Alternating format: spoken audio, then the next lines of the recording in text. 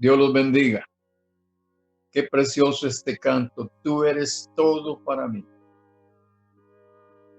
El apóstol Pablo dice que en él nada nos falta. Y lo que nos haga falta, el Señor siempre verá la forma, la manera de proveer, hermanos. Esto tengámoslo muy en cuenta, muy en claro. Y si antes de recibir algo tenemos que esperar, hagámoslo confiando en el Señor.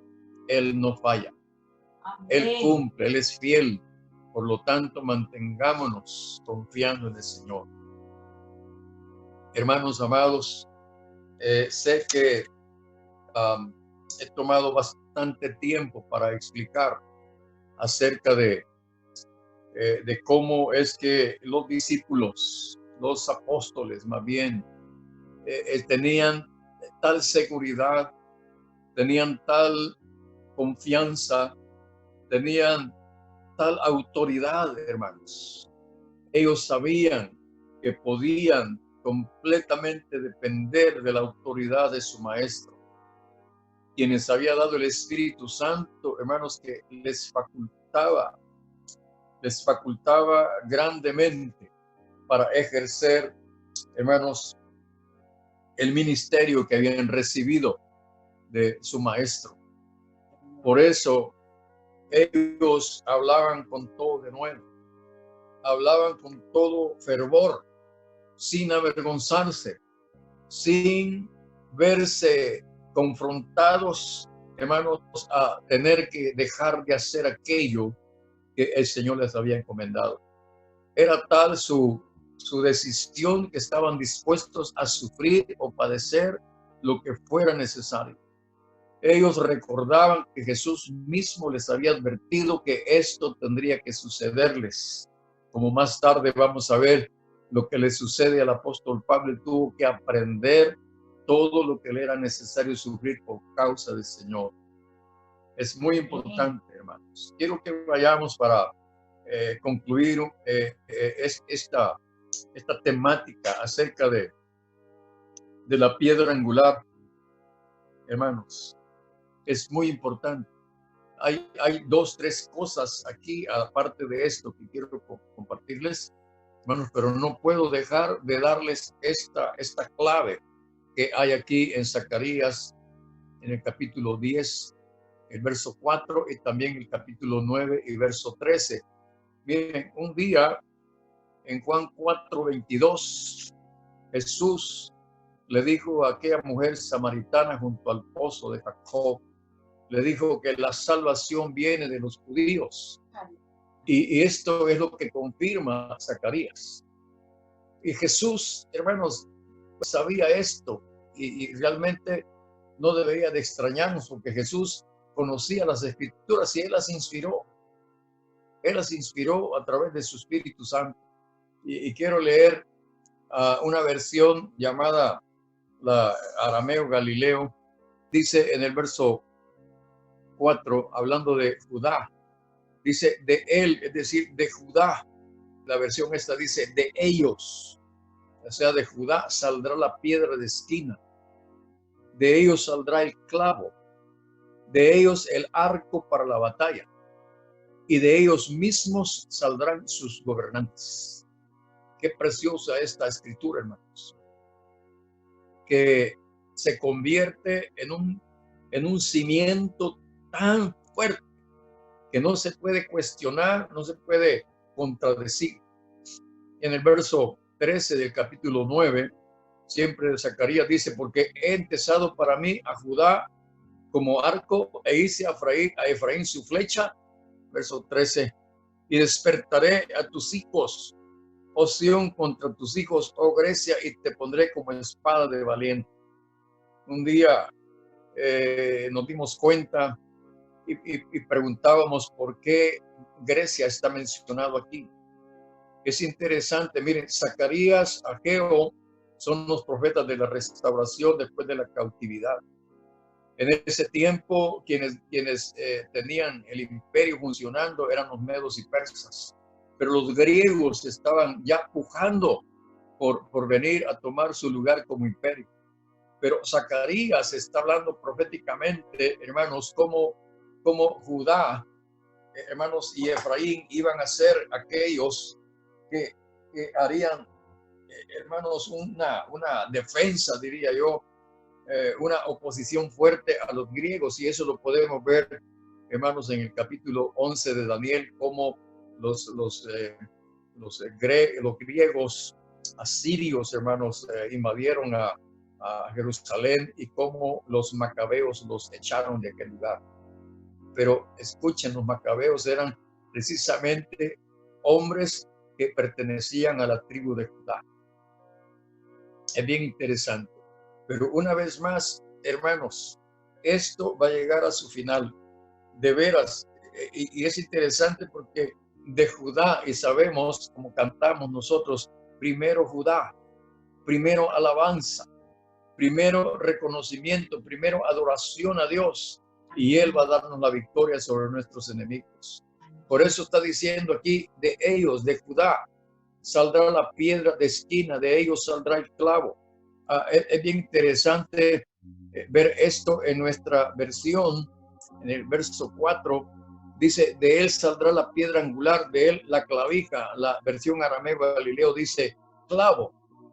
Pero yo me tomé un poco de tiempo para investigar acerca de esto, y encontré que clavija no es otra cosa más que la lanza y el arco de guerra. En otras palabras, clavija también se aplica a flecha. Por eso es importante, si ustedes van a leer conmigo, y les invito para ir terminando esto, esta clavija, según la definición que encontré, dice estaca de la cual pende toda esperanza, arco que gana la batalla. Esto es bien importantísimo. Nuestra confianza en Jesucristo como nuestra lanza, como nuestro arco o nuestra flecha, como vamos a leer dentro de unos minutos, dentro de unos momentos. Hermano, Jesucristo representa todo eso para nosotros. Pero insisto, hermanos, todas estas armas, como el apóstol Pablo en Efesios 6:10 en adelante habla del traje o de la armadura de Dios. Ahí habla de la espada del Espíritu, habla pues del escudo de la fe, etcétera. Pero todo eso que está ahí en esa armadura tiene que ver con Jesucristo.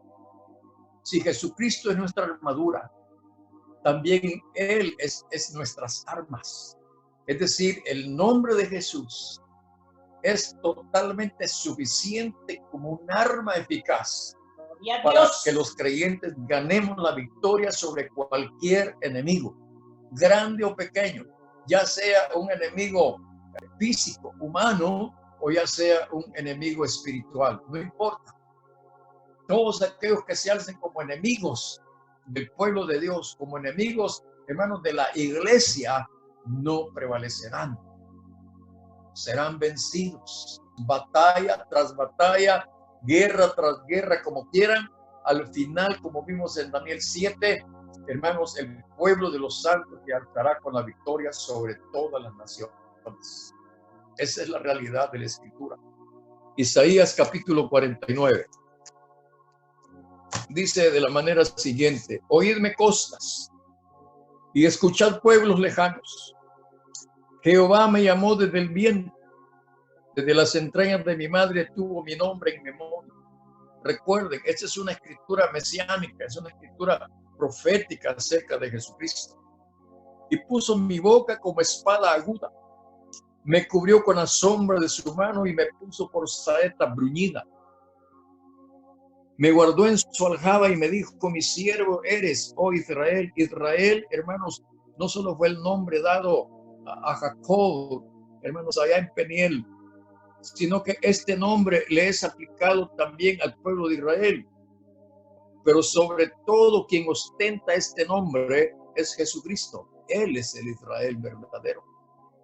En él reposa este nombre.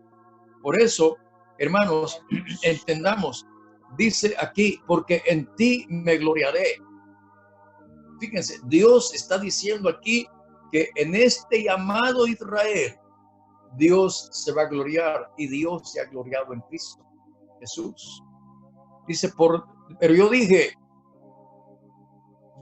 por demás he trabajado en vano y sin provecho he consumido mis fuerzas. Pero mi causa está delante de Jehová y mi recompensa con Dios. Ahora pues, dice Jehová, el que me formó desde el vientre para ser su siervo, para hacer volver a él a Jacob y para congregarle a Israel. Hermanos, este es el trabajo, esta es la tarea de Jesucristo, hacer volver al pueblo de Dios a su Dios, hacer volver el pueblo hacia él mismo, atraerlo hacia él mismo. ¿Cómo lo está haciendo? Con amor, con misericordia, para congregarle a Israel, porque estimado seré en los ojos de Jehová y el Dios mío será mi fuerza. Es Jesucristo expresando, hermano, allá el profeta, estas palabras. Él está hablando del Mesías. Dice, poco es para mí que tú seas mi siervo para levantar las tribus de Jacob y para que restaures el remanente de Israel. También te di por luz de las naciones, para que seas mi salvación hasta el postrero de la tierra. Y eso es lo que Jesucristo está haciendo, hermanos. Así ha dicho Jehová, Redentor de Israel, el santo tuyo, el menospreciado de alma, al abominado de las naciones. Esto no puede estar más claro, es de Jesucristo que está hablando. Al siervo de los tiranos verán reyes y se levantarán príncipes y adorarán por Jehová, porque fiel es el santo de Israel, el cual te escogió. Qué precioso esto, hermanos. Qué importante es que nosotros entendamos esto, hermanos, y que no dudemos. El capitán que tenemos, el general que tenemos, mire, él puede tener todos los rangos que querramos.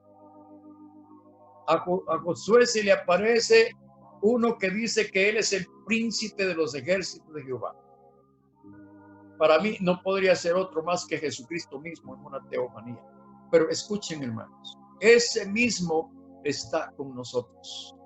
Ese mismo está con ustedes, conmigo. Ese mismo está con todos los creyentes que han decidido tomar a Jesucristo, hermanos, como no solo su Salvador, sino también su libertador y aquel que nos dirige hacia las batallas.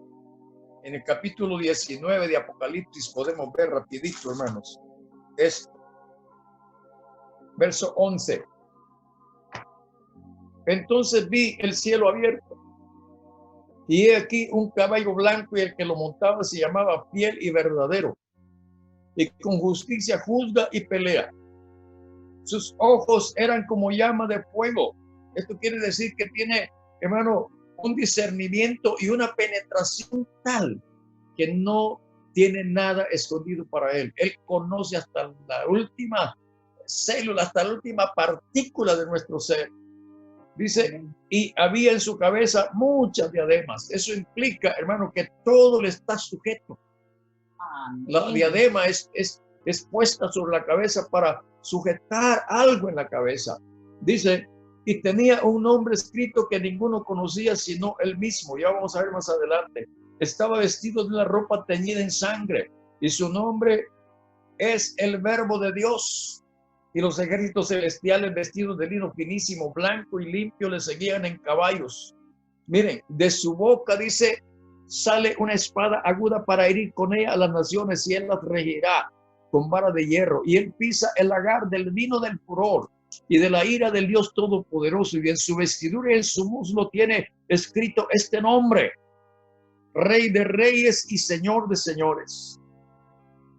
No hay duda de quién está hablando aquí Apocalipsis, como tampoco hay duda de quién está hablando ya en Zacarías. Hermanos, vean por favor en el capítulo 17, siempre de Apocalipsis. Por favor. Vamos ahí al verso 14. Pelearán contra el Cordero, y el Cordero los vencerá, porque Él es Señor de señores, Rey de reyes. Y los que están con él son llamados y elegidos y fieles. Este último es lo que ahora, en este tiempo, hermanos, fíjense, no hay duda que habemos muchos, no hay duda que habemos muchos escogidos, elegidos, pero pregunto, ¿cuántos en realidad estamos permaneciendo fieles? Esa es la parte que en estos días debemos interesarnos profundamente. No solo nos conformemos con ser llamados y elegidos. Yo he escuchado a gente para justificarse diciendo, muchos somos llamados y pocos los escogidos, y lo dicen de una forma que realmente, hermanos, da pena. Da pena. No saben que además de ser llamado y elegido, se requiere ser fiel. La misma palabra de Dios nos dice, ser fiel hasta la muerte y yo te daré la corona de la vida, como en Apocalipsis 12 también, hablando de aquellos que constituyen el hijo varón, dice que ellos se consagraron de tal manera, hermanos, que realmente llegaron al punto de derramar sus vidas. Fíjense, llegaron al punto de derramar sus vidas. Verso 11 del capítulo 12 de Apocalipsis dice, y ellos le han vencido por medio de la sangre del Cordero y de la palabra del testimonio de ellos, dice, y menospreciaron sus vidas hasta la muerte. Es el llamamiento para nosotros. Elegidos, pero fieles. No nos echemos atrás por ninguna razón, por ninguna causa, amén, por ninguna circunstancia. Hemos empezado este camino, hemos empezado, hermanos, esta experiencia y no es para volvernos atrás por ninguna razón. Hay que seguir fieles, fieles al Señor. El apóstol Pablo dijo un día, téngannos los hombres por administradores de los misterios de Dios, servidores de Cristo. Pero es necesario, dice, que cada administrador sea hallado fiel. Jesucristo también, hermano, cuando juzga a las naciones, dice, bien hecho, buen siervo y fiel. En lo poco me fuiste fiel, en lo mucho te pondré.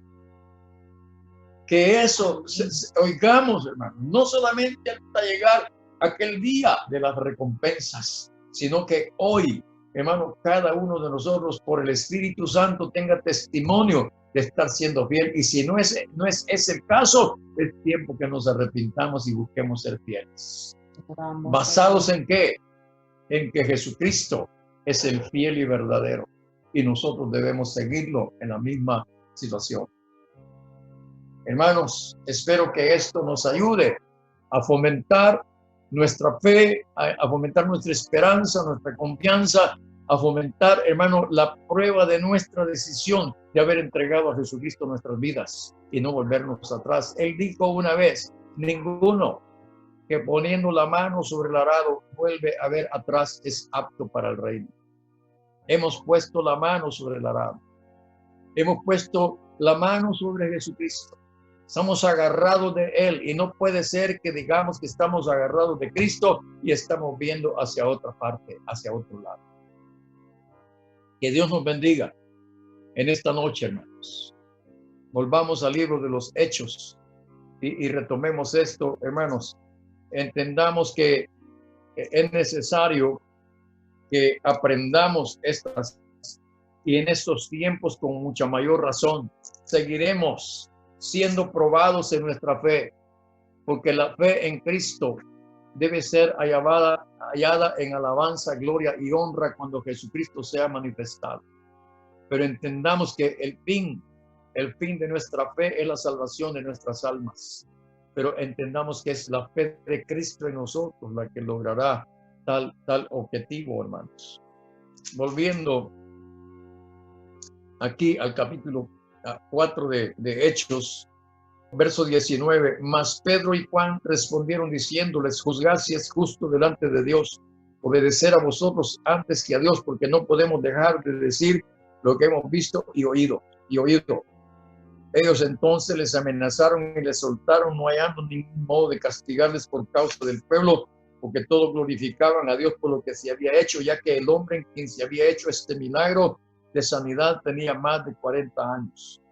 Y dice aquí que ellos fueron puestos en libertad y dice que ellos, habiendo oído, alzaron unánime en la voz a Dios y dijeron: soberano Señor, tú eres el Dios que hiciste el cielo y la tierra, el mar y todo lo que en ellos hay, que por boca de David, tu siervo, dijiste: ¿por qué se amotinan las gentes y los pueblos piensan cosas vanas? Se reunieron los reyes de la tierra y los príncipes se juntaron en uno contra el Señor y contra su Cristo y también contra su iglesia.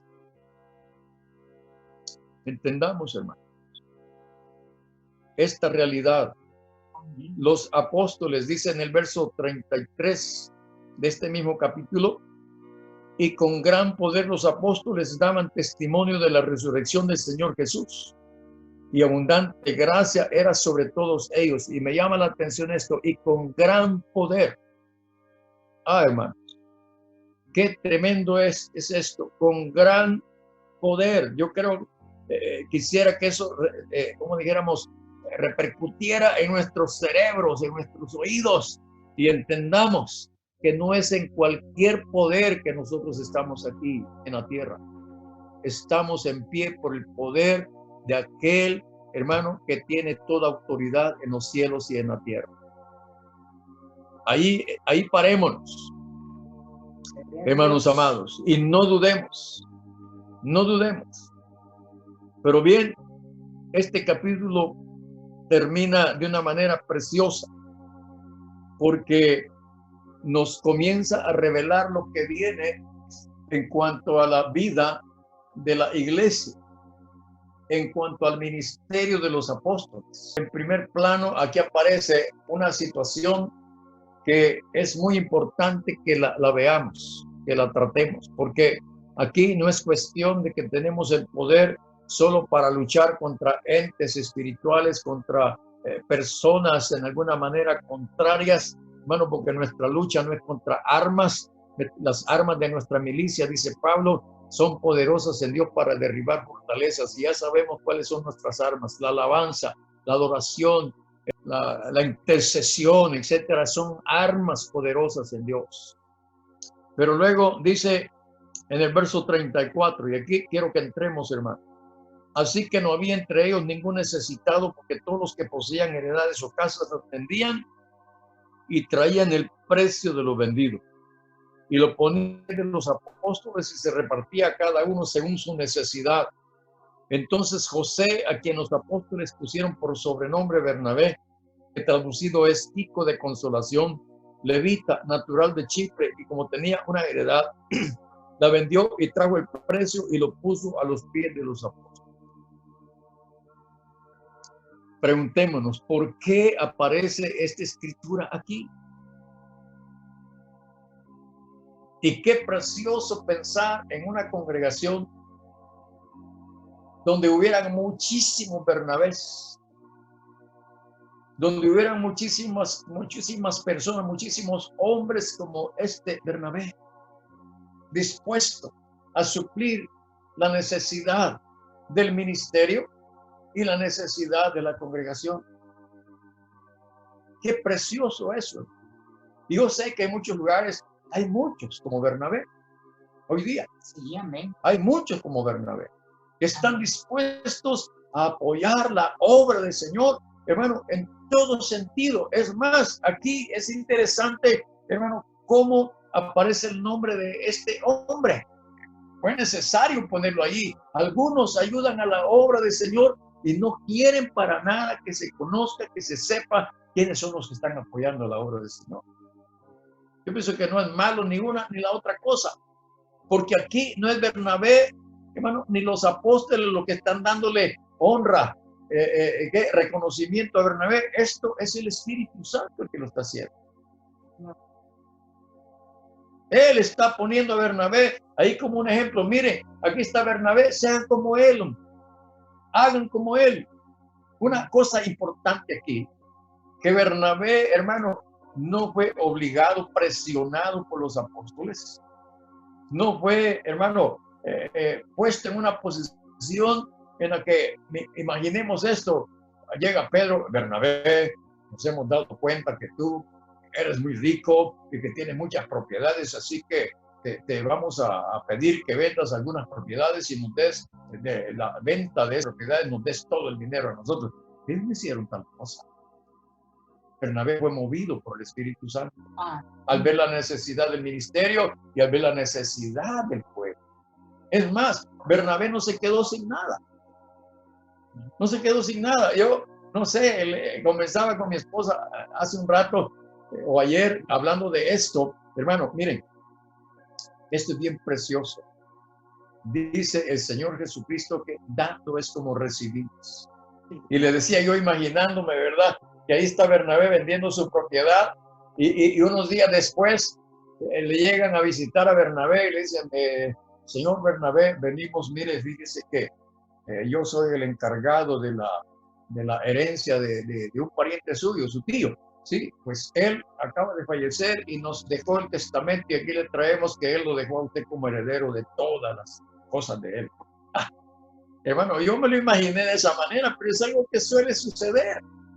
Amén. Hermano, nadie que ve al Señor dirigido por el Espíritu Santo, nadie que aporte a la obra dirigido por el Espíritu Santo. Esta es otra de las formas en las que tenemos que batallar y ganar la guerra. Siendo generosos, es otra de las armas que tenemos para estar en pie, hermano, porque la Escritura, el mismo Señor Jesucristo dijo que es más bienaventurado dar que recibir. Pero dando es como recibimos, hermanos, no vamos a quedarnos sin nada, no vamos a quedarnos pobres y miserables si damos todo lo que tenemos. El Señor lo verá y Él no dejará que nos quedemos, hermanos, sin nada. Él siempre proveerá. Él siempre, hermanos, recompensará generosamente a aquellos que generosamente comparten. Aquí tenemos el caso de Bernabé. Pero ahora entremos al capítulo 5 y vamos a ver lo contrario. Y yo pensaba en esto, inclusive he pasado dificultades, hermano, pensando en si compartir esto o dejarlo para el final. Pero dije yo, no puede ser, si el Espíritu Santo lo puso aquí, tiene una razón poderosa para hacerlo. Escuchen esto, hermano. Hoy día, ustedes saben que anda mucha gente moviéndose de congregación en congregación porque son objeto de menosprecios, son objeto de burlas, qué sé yo, una cantidad de situaciones donde mucha gente es ofendida. Y muchos de ellos andan para arriba y para abajo buscando una iglesia donde no haya defectos, donde no hayan errores, donde no hayan deficiencias, donde no hayan problemas. Es precioso, como dije hace un momento, que en aquella iglesia hubiera habido un ambiente, hermano, sustentado en la generosidad de hombres como Bernabé y que nada de ningún problema. Hasta ese momento no había ningún problema. Pero luego aparece este problema aquí.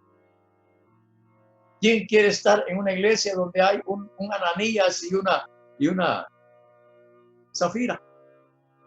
¿Quién quiere estar? Pero hay muchos Ananías y muchas Zafiras en las iglesias.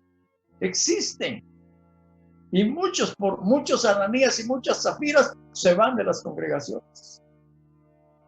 Pero entendamos aquí, este asunto no lo resuelve Pedro. Nosotros podríamos echarle la culpa a Pedro por la forma drástica, severa, en la que se resuelve este problema. Recuerden, aquí Ananías y Zafira no habían mentido a Pedro. Indirectamente estaba en esa situación ¿cómo dijera?, de ser objeto de la mentira de Ananías y Zafira, porque ellos pudieran haber llegado y decir, bueno, Pedro, aquí está lo que el producto de la venta, bueno, sí, está bien, gloria a Dios, ¿verdad? Y escribamos ahí, vea que Ananías y Zafira hicieron tal y tal y tal cosa. Pero escuchen, Pedro estaba lleno del Espíritu Santo. Pedro tenía, hermano, un espíritu de discernimiento tan profundo, tan fuerte, tan grande, que él podía saber, inspirado por el Espíritu, cómo andaban las cosas. Ananías y Zafira, hermano, no pudieron engañar a Pedro, mucho menos al Espíritu Santo. Qué precioso es esto, hermanos. Cómo el Espíritu Santo comenzó a manejar y sigue manejando las cosas en la iglesia. A la iglesia verdadera no la gobierna ni la dirige otro que no sea el Espíritu Santo, en el nombre de Jesús. Señor. Dice aquí, hermano, que cierto hombre llamado Ananías con Zafira, su mujer, vendió una heredad y sustrajo del precio. Sabiéndolo también su mujer y trayendo solo una parte, la puso a los pies de los apóstoles. Y dijo Pedro: Ananías, ¿por qué llenó Satanás tu corazón para que mintieses al Espíritu Santo y sustrajeres del precio de la heredad? Notemos este versículo. Miren, esto da temor. Esto da temor. Amén. Porque Ananías, hermano, pensó, creyó que nadie se iba a dar cuenta. Él creyó que iba a poder permanecer oculto, escondido. La única que sabía esto seguramente era Zafira, porque había sido un negocio entre ellos. Pero se les olvidó, como se nos olvida a muchos de nosotros, que cuando estamos haciendo algo incorrecto, hermano, los ojos de Dios están sobre nosotros. Los ojos de Dios están, hermano, viendo, conociendo la situación. Y si Él tiene a bien, hermano, Él puede inmediatamente sacar a luz esto. Para, hermanos, entender esto, veamos el resultado de este juicio. ¿Qué produjo? Por un lado, quitó a Ananías y Zafira, limpió la iglesia, quitando a estas personas de ese lugar. ¿Y qué vino como resultado? Dice en el verso 11 del capítulo 5 de Hechos: y vino gran temor sobre toda la iglesia y sobre todos los que oyeron estas cosas. Hermano, yo no sé, pero muchos quizá iban a seguir el ejemplo de Ananías y Zafira. Y el Espíritu Santo lo sabía, para frenarlos y que no vivieran una experiencia semejante. El Señor toma esto para dar un ejemplo, para dar una lección. Ananías y Zafira le pertenecían a Dios y Él podía hacer lo que hizo con ellos, hermanos, soberanamente. Como pudo ser Ananías y Zafira, pudo haber sido cualquier otro. Recuerden, en la iglesia hay vasos de honra y deshonra. El Señor escogió a estos dos, a esta pareja, para, hermano, dar una lección, como Él escogió a otros, hermano, ahí en el Antiguo Testamento, a Coré, por ejemplo, y lo puso en esa posición para enseñarnos